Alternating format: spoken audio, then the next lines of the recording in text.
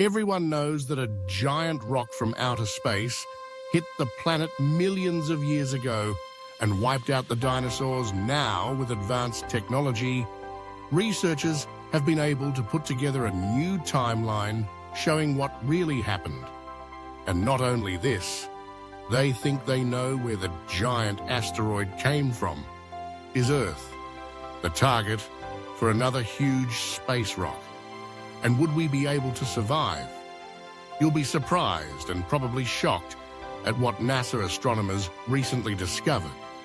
So now get ready to experience the disaster that almost wiped out life completely on Earth. The giant asteroid's impact into shallow waters in the Gulf of Mexico 65 million years ago was bad enough. But then an amalgam of additional disasters ensued. Rocks fell from the sky, wildfires ignited, and tsunamis inundated distant shorelines. The researchers found that the first day of the Cenozoic was peppered with cataclysms and released a new record of this day of chaos in proceedings of the National Academy of Sciences.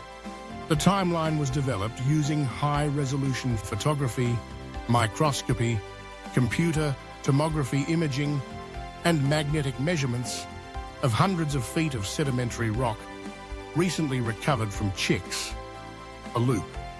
One of the largest impact rates on Earth.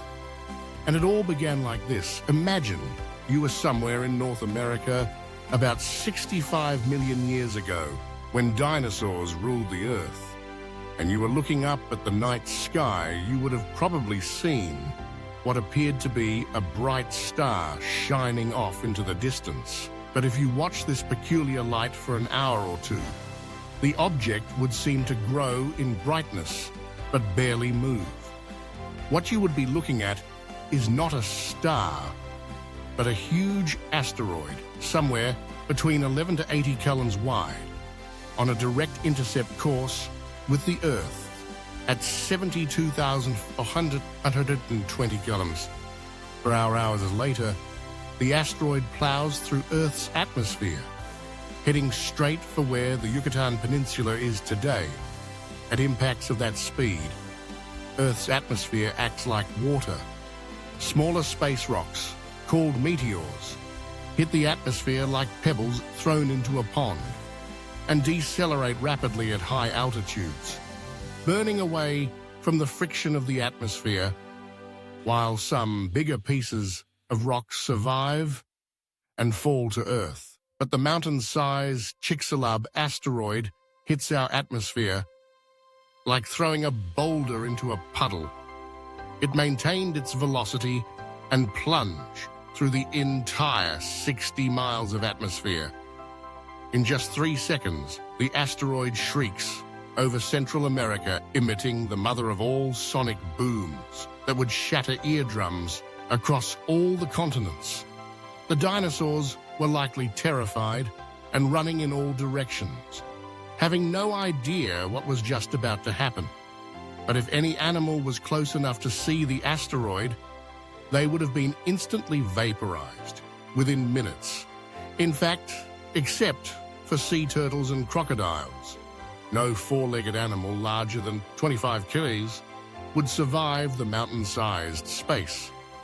Rock falls so quickly that the air itself cannot escape under intense compression. The air heats to thousands of degrees almost instantly before the asteroid even hits. Compressed superheated air vaporizes much of the shallow sea that covers the Yucatan. Milliseconds later, the rock plunges through what's left and slams into bedrock. In that moment, a chain reaction of events occurs. The impacting asteroid exerts so much pressure on the Earth that soil and rock flow like fluids. They're flowing up and down.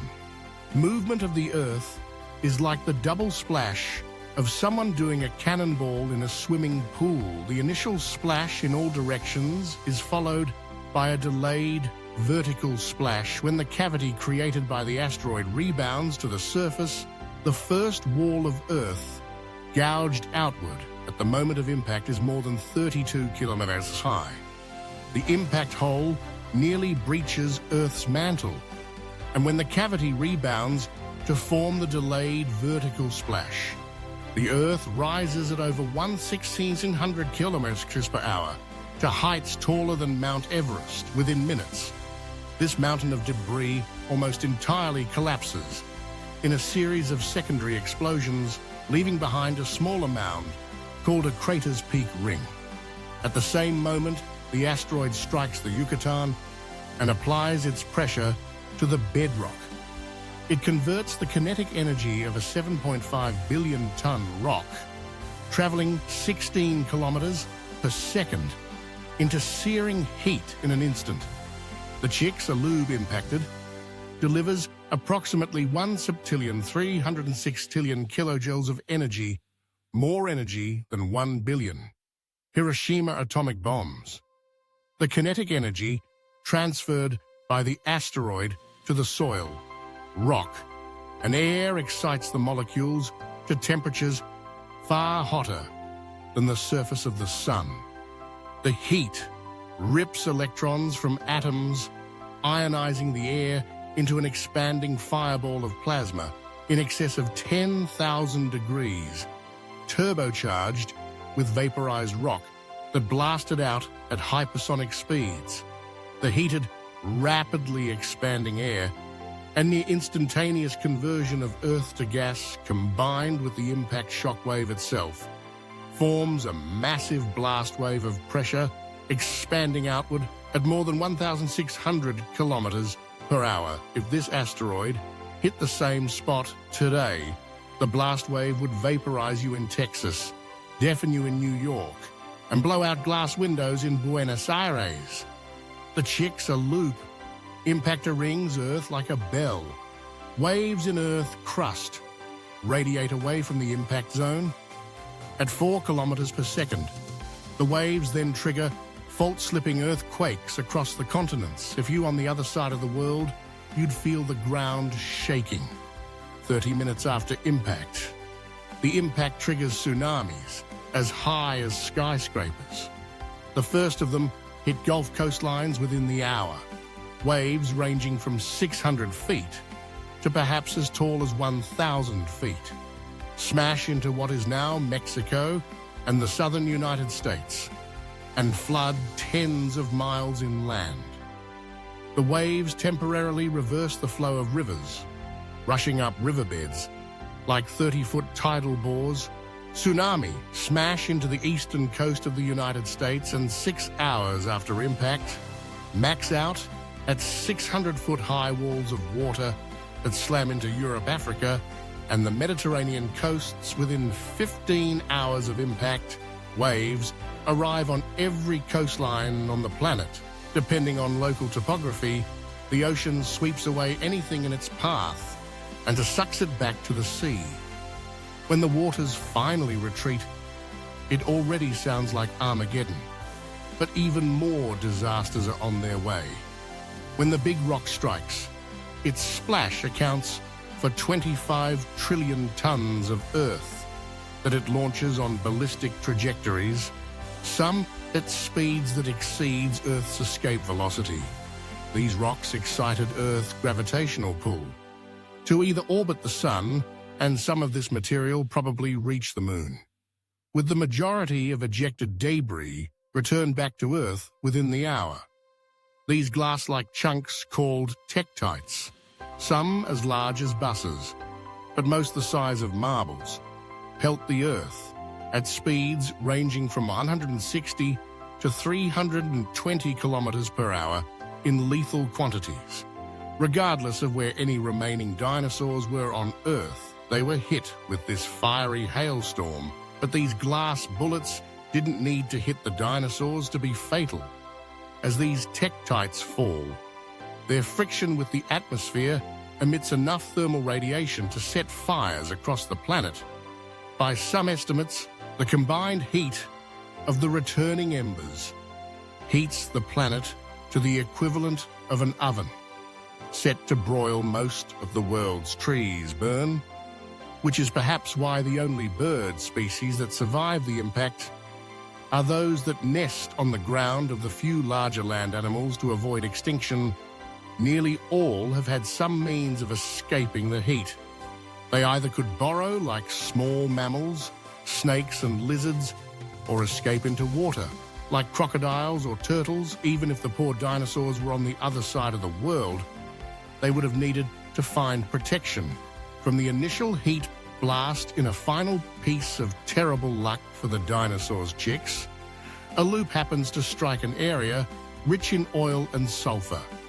The impact ejects 100 billion tons of vaporized sulfur and 30,000 quadrillion gallons of water into the atmosphere, which then condenses into massive storm clouds and falls back as torrents of acid rain that acidified the oceans. In the higher latitudes, continental-wide snowstorms deposit tens of feet of snow per day. But the global deluge doesn't last long, because in addition to water, Chicxulub vaporizes and explosively ejects 150 football stadiums worth of oil from the Yucatan bedrock. This oil condenses in the stratosphere as a black sooty layer covering the Earth, like a coat of black paint. Unlike the sulfur and wildfire smoke, the carbon circulates high above the cloud layer, stopping it from raining back down. And that becomes another big problem. The third layer remains in the atmosphere, reducing the amount of sunlight that reaches Earth surface by 90% for at least 2 to 3 years. The initial oven, like heat brought on by the returning tektites, is followed by a deep and long-lasting freeze. Global temperatures drop by an average of almost 50 degrees.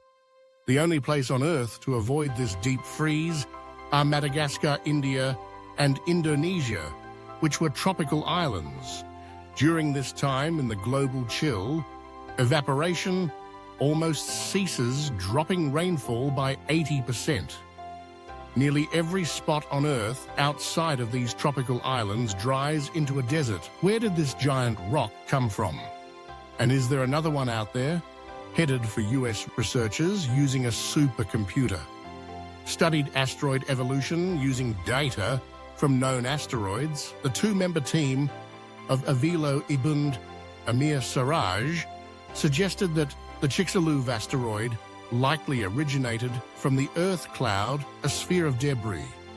At the edge of the solar system, it could have been a much larger comet that was pushed off course by Jupiter's gravitational field and sent close to the Sun, where it broke into several pieces.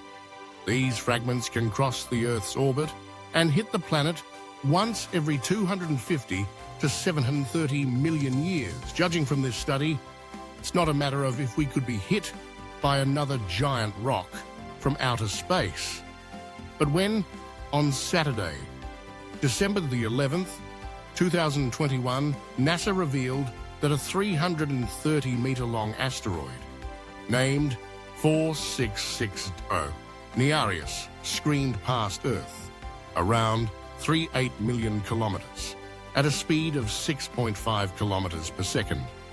While you might not think this is very close, any slight deviation in its orbit could put it on a direct course with us and smash into the Earth in the future. Astronomers are tracking this potentially hazardous rock and say it'll come within 1.1 million kilometers of Earth on Valentine's Day in 2016. Buy your flowers and get those proposals done early just in case. Keep in mind, the asteroid that caused the Chelyabinsk explosion in Russia in 2013 was just as 20 meters in size. The bad thing is that we don't have any known way to defend the Earth from a giant space rock.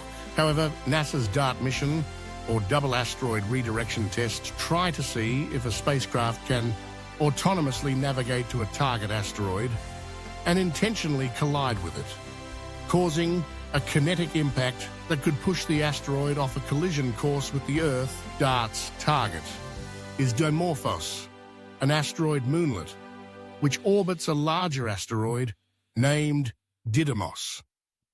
The spacecraft is set to arrive in late September 2022, when the Didymos system is 11 million kilometers from Earth. However, it estimated that the collision will change the speed of the moonlet by a fraction of 1%, stopping at 10-kilometer wide or bigger asteroid, hurtling towards the planet at more than 72,000 kilometers per second. Will take a lot more than a small spacecraft impacting it. Perhaps the world would need to try nuclear weapons, like in the movie Armageddon. Maybe you have an idea how we could stop a world-ending asteroid, and you'll become famous. Let us know what you think, and make sure to stay tuned here for more exciting stuff happening in our universe. Thanks for watching.